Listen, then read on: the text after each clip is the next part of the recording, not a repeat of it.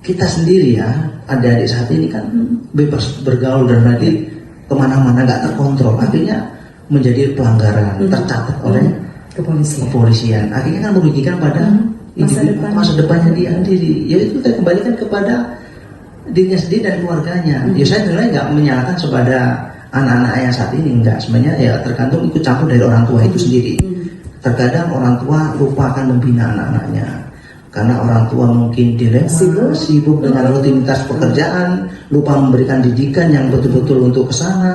Akhirnya terjadi pelanggaran di luar, contohnya mungkin naik motor nggak pakai helm, mabuk-mabukan, salah pergaulan, akhirnya merugikan dari anak itu sendiri. Ditangkap kepolisian ada catatan kriminal, akhirnya nggak bisa masuk jadi seorang TNI atau Polri, itu loh. Makanya kadang-kadang itu sebenarnya yang salah bukan anak, tetapi orang tua juga ikut campur, ikut andil dengan prestasi anak itu sendiri. Saat ini ya, saya nggak tahu. Dunia pergaulannya, itu juga punya pengaruh penting juga untuk anak-anak. Iya, karena itu saya menyesalkan ya, saya itu zaman sekarang kan udah zaman yang berbeda dengan dulu. Kok zaman dulu tuh udah nggak ada internet, udah nggak ada pergaulan tuh masih los, masih polos. Yang terbaik polos ada. Sekarang kan sedikit buka ini, otomatis ikut peran serta orang tua mengontrol. Salah satunya itu alat media sosial. Itu sangat pengaruh dari psikologi manusia itu sendiri, khususnya para remaja saat ini. Karena kalau kita sendiri mengikuti kemauan anak, wah anak harus dikasih HP, tetapi nggak ada kontrol kepada anak itu sendiri. Akhirnya kan bukannya jadi positif, menjadi negatif. Banyak terjadi anak salah pergaulan karena media sosial, anak pergaulan karena kesalahan dalam pendidikan itu sendiri, banyak sekali. Makanya terjadi catatan kriminalitas karena kelalaian anak itu sendiri itu.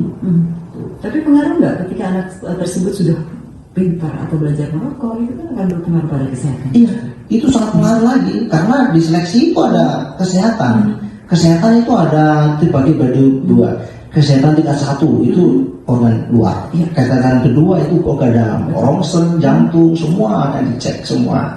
Kadang-kadang orang kan berpikir aku cuma kesehatan saja, cuma figurnya memang dia ganteng, gagah, nggak tahu badannya kayak apa. Ya maaf aja ya, sekarang kan penyakit itu agak bermacam-macam. Hepatitis, yang sekarang lagi viral kan HIV. Itu orang kan nggak paham, ganteng, cantik, tapi nggak bisa mengontrol kondisi kehidupan saat ini. Akhirnya terkontaminasi hal itu, merugikan pada anak itu sendiri. Ujung-ujungnya yang salah siapa? Anak, padahal tidak, padahal orang tua. Ikut tanggung orang tua itulah. Kadang-kadang anak-anak itu, wah anak ini nakal. Nggak ada namanya anak nakal. Sama dengan di sekolah, nggak ada itu murid yang nakal kalau bukan gurunya mengarahkan. Maunya memanjakan anak malah jadi salah. Jadi salah. Boleh HP dimanfaatkan. Iya, boleh dipakai, tapi kan dimanfaatkan yang positif. Apalagi saat ini dihadapkan dengan masa pandemi ini, otomatis sistem daring kan diutamakan sekali HP. Itu kan positif kan. Bapak ini harusnya jadi psikolog. Bukan psikolog. Jadi memahami betul sebenarnya. Iya. Saya sangat merinding sekali Bu, karena saya sangat bersayang sekali sama adik-adik saya, sama anak-anak generasi muda ke depan itu kayak apa? Kalau siapa lagi anak ini jadi prajurit atau bisa sesuai dengan cita-citanya kan merasa bangga ya sebagai orang tua ya? Bukan bangga lagi.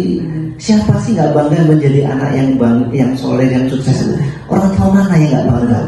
Ya, orang yang mau mana itu enggak secara logika nggak ada namanya orang tua itu nggak bangga lihat anak itu. Tetapi kembalikan fixed pada kita sendiri. Sebelum menjadikan anak itu lebih sukses, otomatis kita tidak mundur. Mulai dini kita siapkan anak itu menjadi apa? Anak itu apa? Menjadi apa? Contohnya si A akan saya jadikan dokter. Otomatis dari kualitas psikologisnya, pembelajarannya, anak itu menjadi mungkin TNI atau menjadi kepolisian. Kita siapkan dia. Mulai dari psikologinya, kesehatannya, jasnya kita siapkan. Mulai dari dini, mulai dari nol. Jangan. Kalau kita mempersiapkan anak kita menjadi prajurit, ini orang tua dengan anak itu harus satu kesinambungan, ada kaitannya.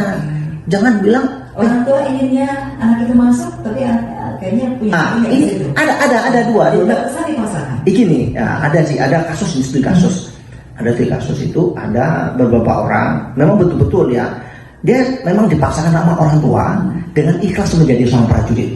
Ada 2. yang pertama yang nggak ikhlas itu akhir ujung output menjadi sombong, akhirnya banyak pelanggaran dia. Dia nggak ikhlas dengan dirinya bahwa saya karena paksaan orang tua. Keikhlasan itu ujung-ujungnya dia melanggar. Ya selain dia nggak melanggar karena terdidik dari pendidikan itu udah bagus, jadi dia nggak melanggar. Itu. Ya, kalau yang udah ikhlas jadi seorang prajurit, otomatis dinasnya bagus, prestasinya bagus. Karena memang merasa dunianya di situ. Iya, ikhlas menjadi suami, menjiwai sama dengan ibu, ya. Luar biasa ibu. Berarti banyak yang ditemukan seperti itu. Ya bukan banyak sih, ya beberapa saja. Tapi sejalan dengan waktu itu akan bisa dirubah. Bisa dirubah, tergantung individu manusia itu sendiri. Kan semua kan tergantung perorangannya. Mau berubah nggak? Orang kan nggak mau berubah ya, tergantung dia sendiri. Ada istilahnya, siapa sih mau memegang diri kita kok bukan kita sendiri? Dia sebagai prajurit. Prajurit itu mau bagus dan tidaknya tergantung dia. Maupun komandan mau marah, mau bagaimanapun, kalau dia sendiri mau badan ya susah. Akhirnya kan yang rugi dia sendiri. Diproses, ditindak, ya udah merasakan. Makanya yang bisa membikin diri kita menjadi bagus ya kita sendiri. Oke, pendengar, Anda bisa bergabung bersama kami. Semangatnya sore hari ini sangat beda ya, karena beliau begitu memahami betul ya penerimaan tenaga manusia. Oke. Silakan pendengar izin kembali di 0967536386. Waktu kita kurang lebih 10 menit lagi untuk kami bisa menyapa Anda. Halo, selamat sore. Selamat sore Mbak Dea. Sore. Mas Parman Jayapuri Mbak Dea. Oke, silakan dari Arso. Monggo. Ya, ini sangat menarik sekali temanya ini Mbak Dea. Ini selamat sore juga narasumber yang sedang kita dengarkan. Iya. Ini kebetulan saya begini Mbak narasumber, saya kebetulan juga di suatu madrasah yang ada di Kerom.